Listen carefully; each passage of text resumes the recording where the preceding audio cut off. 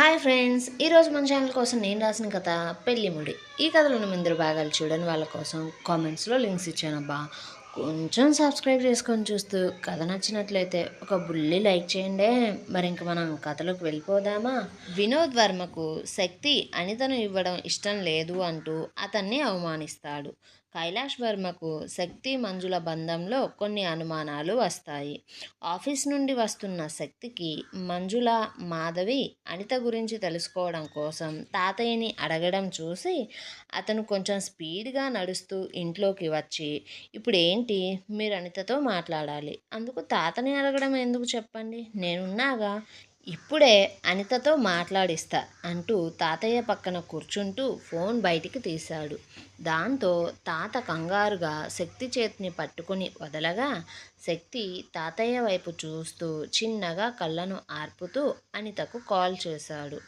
అంత ధైర్యంగా అనితకు ఎందుకు కాల్ చేశాడంటే, అంతకు ముందే ఇంటికి వస్తూ కారులో అనితకు కాల్ చేసి తన ఆరోగ్యం గురించి తెలుసుకుని ప్రతిరోజులాగే ఇక్కడ ఏం జరుగుతుందో అంతా చెబుతూ, నాకు కొంచెం భయంగా ఉంది అనిత, అందుకే నీ దగ్గరకు కరణ్ని పంపుతున్నా, తనతో గొడవ పెట్టుకోకు, మంచిగా ఉండు, నా కోసం నువ్వు అక్కడ క్షేమంగా ఉంటే నాకు ఇక్కడ ప్రశాంతంగా ఉంటుంది.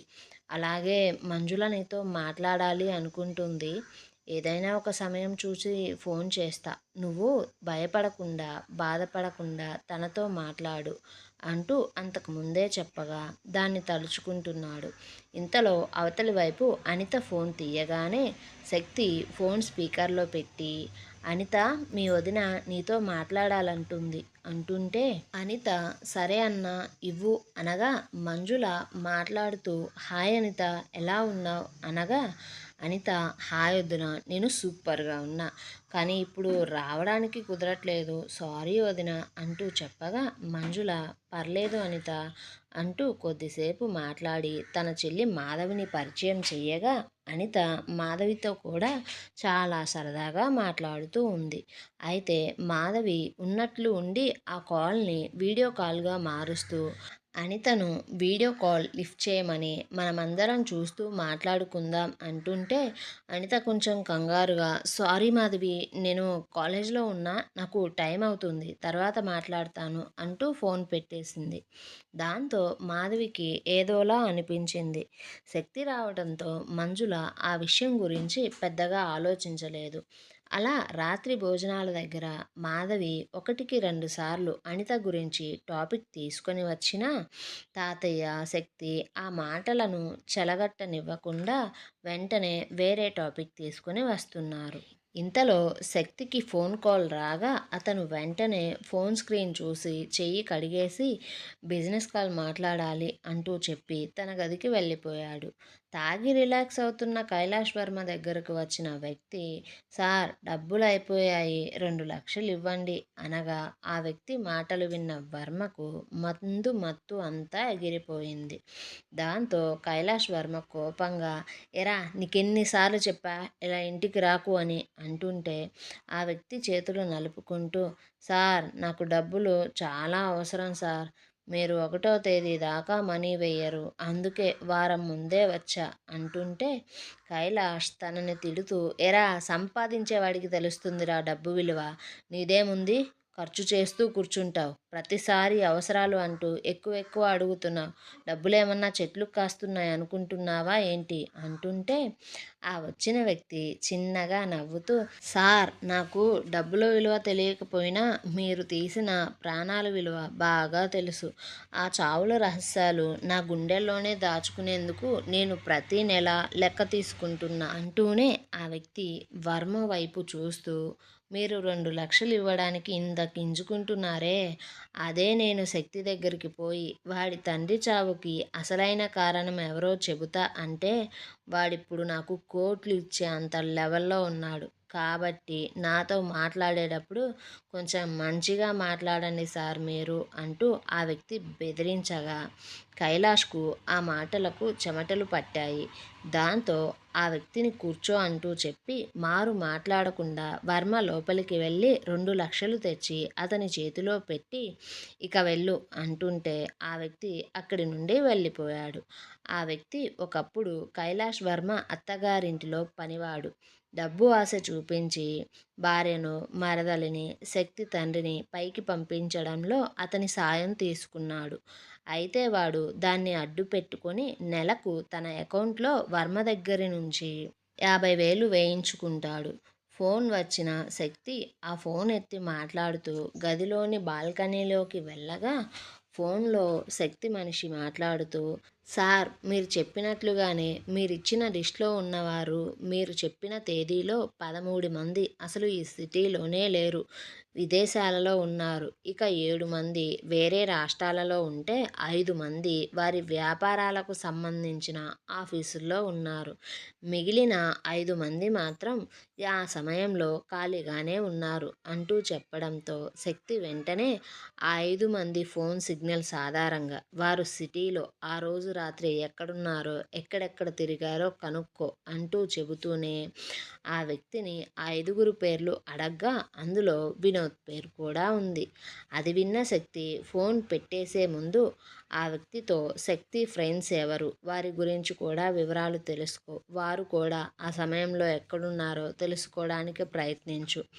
అలాగే వర్మ కుటుంబానికి ఎన్ని ప్రాపర్టీస్ ఉన్నాయో వాటి అడ్రస్లతో సహా తెలుసుకో అంటూ చెప్పి వెనక్కు తిరగగా మంజుల శక్తి కోసం పాలు తీసుకుని వచ్చి అతని వెనకనే నుంచొని ఉంది. దాంతో శక్తి కొంచెం కంగారు పడి, మంజు ఎంతసేపు అయింది నువ్వు వచ్చి ఇక్కడికి అంటుంటే మంజుల పాల గ్లాసు అతనికి అందిస్తూ ఇప్పుడే వచ్చాను శక్తి.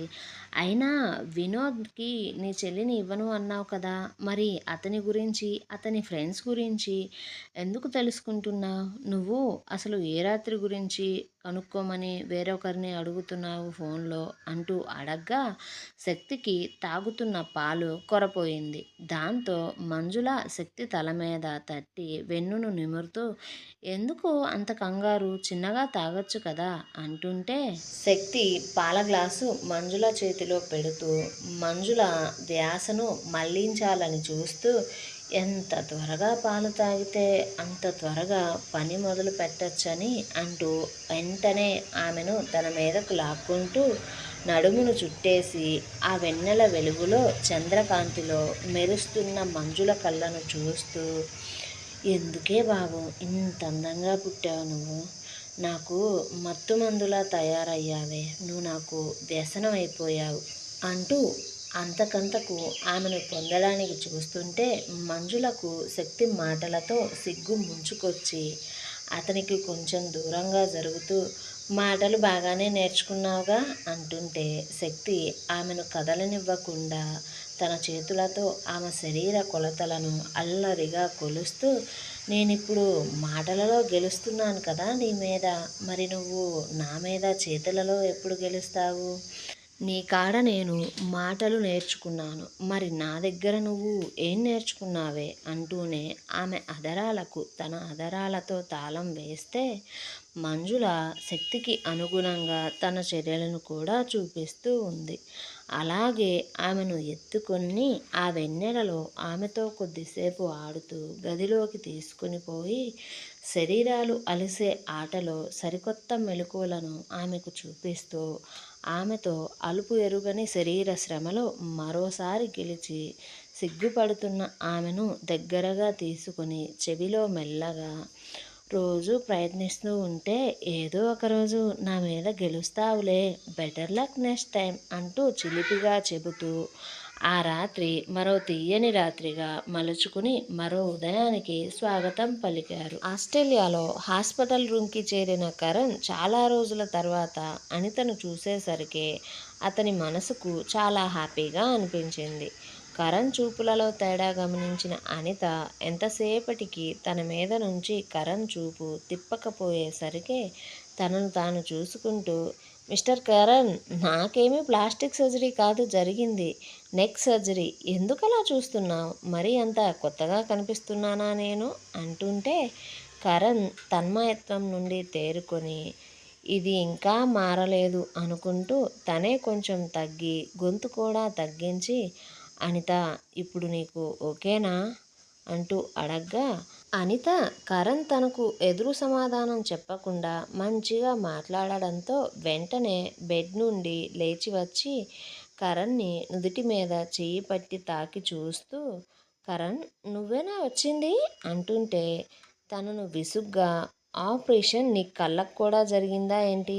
ఎదురుగా ఉన్నాను కూడా నువ్వేనా వచ్చింది అంటావేంటి అంటూ కరణ్ అడగడంతో అనిత నవ్వుతూ నువ్వేలే వచ్చింది ఇప్పుడు నమ్ముతాను అనగా కరణ్ అనిత తన మీద పెట్టిన చేతిని అతని చేతికి తీసుకొని ఆమె కళ్ళల్లోకి చూస్తూ అతని చెంపలకు ఆ చేతిని తాకించుకొని అలాగే దాన్ని అతని గుండె మీద పెట్టుకొని నేనే కరణ్ని, నీకోసమే వచ్చింది అంటూ చెప్పగా అనిత అలాగే కరణ్ కళ్ళల్లోకి చూస్తూ ఉంది.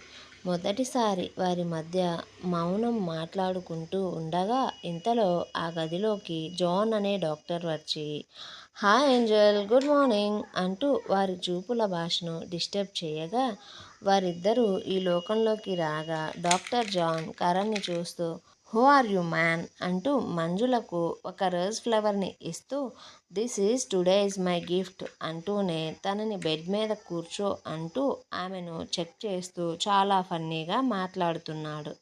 కరణ్ జాన్ చేస్తున్న ఓవర్ యాక్షన్ని చూస్తూ hi doctor, I'm Karan, Anita friend అంటుంటే అనిత జాన్ వైపు చూస్తూ తల ఊపింది.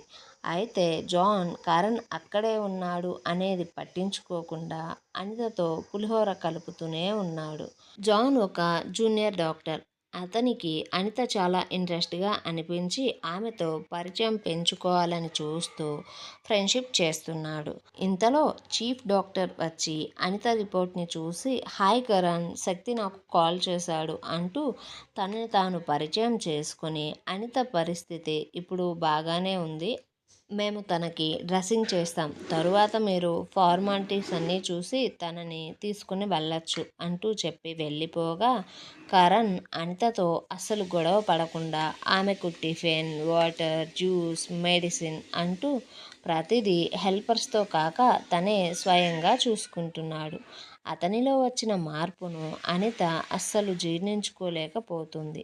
మరోవైపు వినోద్ అతని ఫ్రెండ్స్తో అనిత ఇంట్లో అతనికి జరిగిన అవమానం చెబుతూ అనిత ఎక్కడుందో తెలుసుకోవాలిరా, అందుకు ఏమన్నా ఉపాయం ఉంటే చెప్పండి, నేను ఎలా అయినా ఆ శక్తిగాడికి బుద్ధి చెప్పాలి అంటూ ఉంటే ఇవ కొద్దిసేపు ఆలోచిస్తూ అరే ఈ రోజుల్లో సోషల్ మీడియా వల్ల ఏమన్నా అవుతుంది.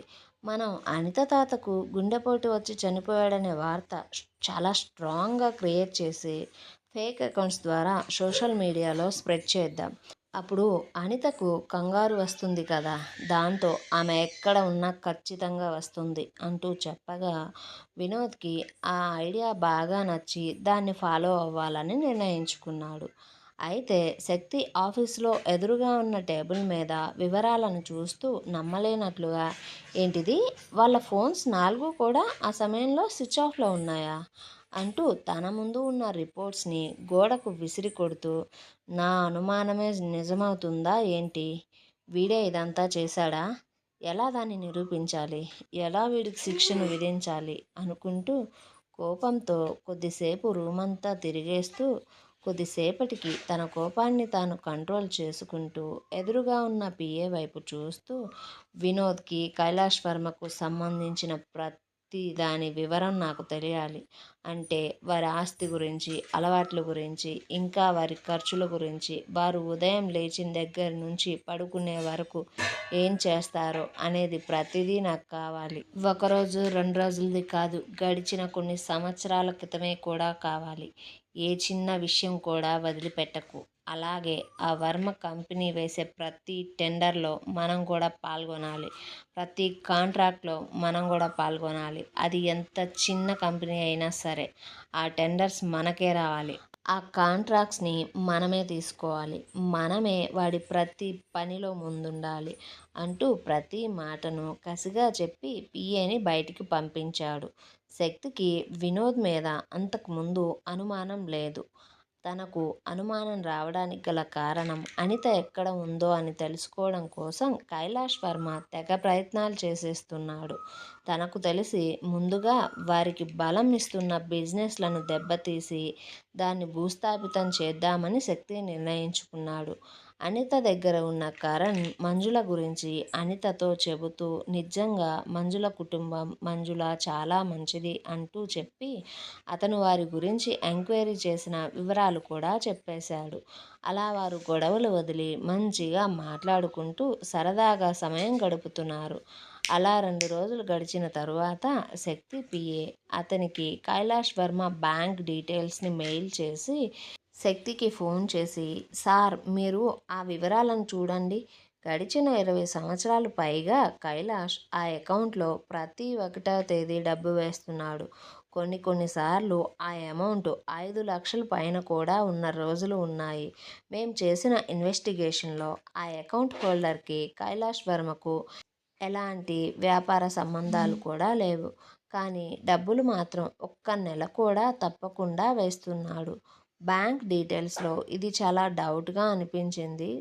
అందుకనే వెంటనే మీకు మెయిల్ చేశా సార్ అంటూ చెప్పగా శక్తి వెంటనే ఆ అకౌంట్ హోల్డర్ ఎక్కడున్నా తన దగ్గరకు తీసుకునిరా అంటూ చెప్పి ఫోన్ పెట్టేశాడు. ఏమండోయ్ మరి కథలో తర్వాతి భాగంలో ఏం జరగబోతుందో తెలుసుకోవాలంటే మన ఛానల్ని సబ్స్క్రైబ్ చేయండి. ఈ వీడియోని లైక్ చేయండి. కథా కథనం ఎలా ఉందో కామెంట్ చేయండి అబ్బా కొంచెం.